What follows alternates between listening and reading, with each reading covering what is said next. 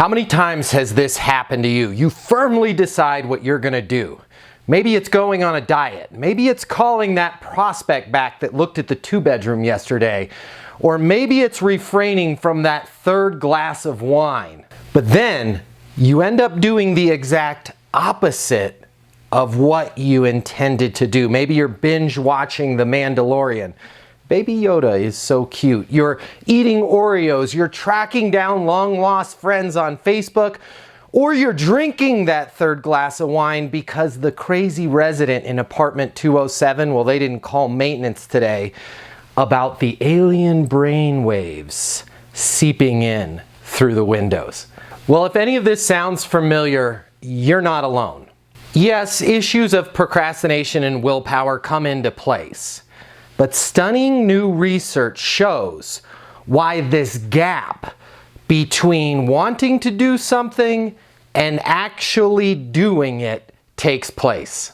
I'm Matt Easton, the founder of Leasing University, the #1 training for leasing consultants and property managers in the world. And together, right now, you and I are going to work on tackling those tendencies to not get what you want to get done. Neuroscientists have discovered a part of the brain that they call the default mode network. This default mode network becomes hyperactive when we're in what's known as a resting state. This default mode network is actually a good thing for us as humans when we're on a break, when it's the weekend, when it's the evening, when it's our downtime.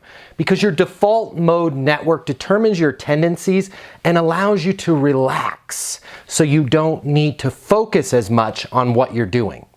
I want you to think of your default modes as the path of least resistance. It's the mode where you just seem to go on autopilot and you do things that require the least amount of mental energy. We default to these tendencies when we aren't hyper focused, when we're not really concentrating and we're totally focused on what we're doing. Now, why do we do this? We do it because unconsciously it's easier. Think about it. Have you ever caught yourself? You're slouching your posture, your head is down. Maybe you're sitting at the desk right now watching this video, looking kind of like this. It's not your fault. It's your default mode network. That is the most relaxed position that takes the least amount of effort and the least amount of concentration from your brain. Now, like it or not, when we're not really paying attention, we tend to gravitate to our default tendencies. Now, over time in the leasing office as property management professionals, these default tendencies, well, they can lead to underperformance, and they can be a major factor in the reasons why you're not getting more leases, the reason why you're not leasing more apartments. Now, if you're thinking you may have some default tendencies, but you might be a little bit embarrassed to admit them, and you're like, hey, just between me and you, Matt, yeah, I've got some default mode tendencies. I want you to know this. It's not a matter of great leasing professionals don't have these and not so great ones do. Everybody has default mode tendencies. It's simply human nature. It's hardwired into your brain. You have to focus on creating the right habits and maintaining those correct tendencies and blocking the negative ones that are hurting you from getting the lease. Sometimes when we're tired, when we're overworked, when we're stressed, these default mode tendencies take over. And in order to explain them the best, I'm going to use an acronym. And I'm going to call it Property Manager Hell. H-E-L-L. The H stands for habit, the E is for ego, the first L is for lack of knowledge, and the last L is for laziness. Let's jump into Property Manager Hell right now. Let's talk about habits. So many property management veterans are guilty of this. We've been doing things so wrong for so long that we have absolutely no idea the damage and destruction these negative habits are having on our career and are having on our ability to get the lease.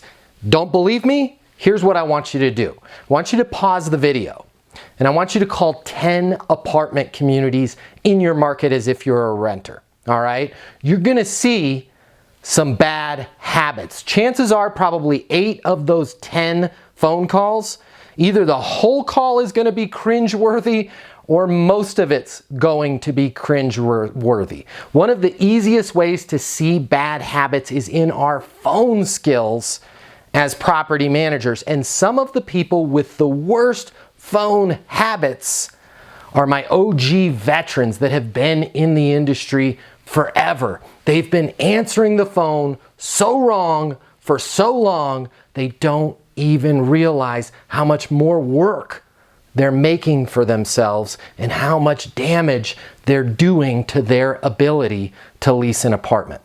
The good news is bad habits can be changed if we're aware of them. If we're disciplined about replacing our old behaviors with new ones, we can change what we do. We can change who we are, and we can become that top performing rock star that we never thought was possible. We can take our career in an entirely new direction simply by being aware of the bad habits that we have and working diligently to replace them. Now let's talk about ego. All good property managers and leasing professionals have an ego designed to win. They've got a drive to where they want to do big things. They want to conquer and they want to win. This particular type of ego drives us to want to do big things. Hey, I'm going to be CEO of this REIT one day. I'm going to be regional manager. One day I'm going to have my own private island. It's that ego that gets us up in the morning and gets us going and drives us to do big things. But unfortunately, there's a bad side to the default ego that most of us have as property management professionals. And that bad ego causes us to play the blame game. We figure out excuses and we blame other people and other circumstances for our lack of performance as a property manager or leasing agent. Okay, let's talk about lack of knowledge. This might be the most common default behaviors for folks that are new to leasing, for folks that are new to property management, because quite simply, they don't know any better. They haven't been trained. Now, although that's difficult, lack of knowledge is actually the easiest of all 4 to fix because they haven't ingrained those solid bad behaviors. There's no bad habits to break. They just simply don't have a process, so they default to their normal standby tendencies. Perhaps they haven't learned the steps of the perfect leasing process. If you want to know those steps, by the way, go to leasinguniversity.com. Or they don't know how to handle a renter's objections or handle a renter's complaints. Maybe they don't even know the difference between a complaint and objection. Maybe it's they don't have a very simple, easy to learn, easy to practice closing system. Whatever it is, this lack of knowledge is so prevalent with folks that are new to our industry, and sadly, many management companies just leave these people out there on their own with very little real-world, actual-world training that helps them succeed in the real-world scenarios that we experience in the leasing office, like, hey, the place down the street is going to give me 2 weeks free, or you know what, I can't sign a lease until my brother-in-law looks at it because he's a general contractor, or I need to think about it, or your rent is too expensive. If you don't have the knowledge and the skills and the process to deal with this stuff, you're just going to end up defaulting to your natural tendencies, and those natural tendencies are not going to help you get the lease. Now let's talk about laziness. And when I say laziness, I don't mean we'd rather be sitting back on a deck chair drinking a margarita, although some of us would. I probably would right now as well. But I'm not talking about that type of laziness. I'm referring to the lazy moments when you're at work, when you're on property, when you're in the leasing office, and you're not actively engaged. You're not 100% focused on what you're doing. We're just going through the motions. We skip steps of our leasing process. We fail to prepare. Or worse, we shortcut our discovery and engage in premature tour syndrome. We're just going to show you the apartment before I learn anything about my prospect. If you've ever found yourself in property manager hell, congratulations, you're human.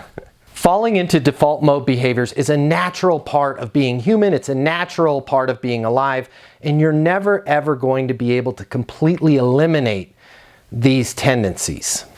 So the question to you, my legion of leasers, my army of apartment maniacs, is how do we climb out of property manager hell?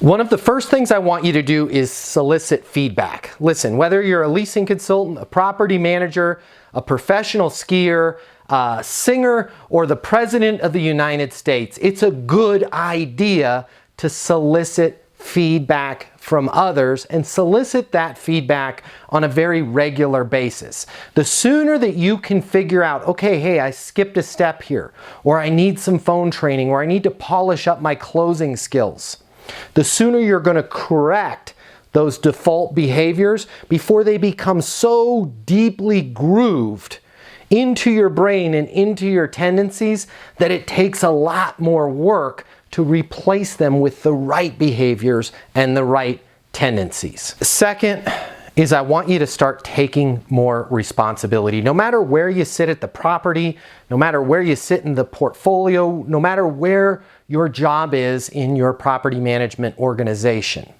blaming others is never a good idea. Blaming others alienates people. It doesn't help you advance your career. It doesn't build a team atmosphere at the community.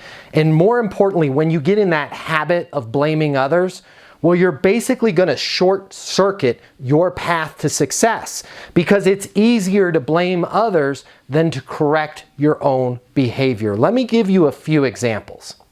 You can start taking more responsibility by changing your self-talk and changing the questions that you ask. Consider the following alternatives to some of the old standby excuses that we make in property management. Hey, they didn't have enough budget for the apartment. Instead, I want you to think about where you could have improved in your sales process. For example, I didn't show them enough value in this apartment. And was I able to uncover a problem with their current living situation that my community solves so that I could build enough value in solving that problem so their budget didn't become an issue? Here's another one. My renter is indecisive. They just need to think about it. I want you to start asking yourself, what have I done and what am I doing to build trust and certainty with that renter? Maybe they're indecisive because they don't have a high enough level of certainty in the apartment with me as their leasing consultant and leasing professional and the community that we live at. What are some things that I can do in order to build that trust and certainty with my prospects so that I don't constantly hear, I'm just not sure, or I need to think about it. Here's another excuse that we make. Hey, the other property, the place down the street, well, they just gave them a better deal. Instead of saying that and blaming your competitors, I want you to start asking yourself, how am I differentiating myself as the #1 expert in the industry for apartments? How am I differentiating my community? And how am I differentiating the physical apartment that I'm showing my prospect so there isn't competition, so that we're dominating the market, so that I am so focused on my prospect that they don't want to look anywhere else? How could I have asked better questions with that renter? How could I have made better statements that really help differentiate us? Number 3, I want you to identify your most common default behaviors. Maybe it's you don't get out of your chair. Maybe it's the way you answer the phone. I want you to start making a list. I want you to be cognizant of what are my default resting behaviors. Here's a short list to get your brain going. Having the default behavior of hearing your prospect's problem and immediately trying to solve it rather than communicate deeper with them and uncover the source of that problem and the impact and value of that problem. The default behavior of giving your renter way too much information. The default behavior of selling features and amenities that aren't important to the prospect that's standing in front of you.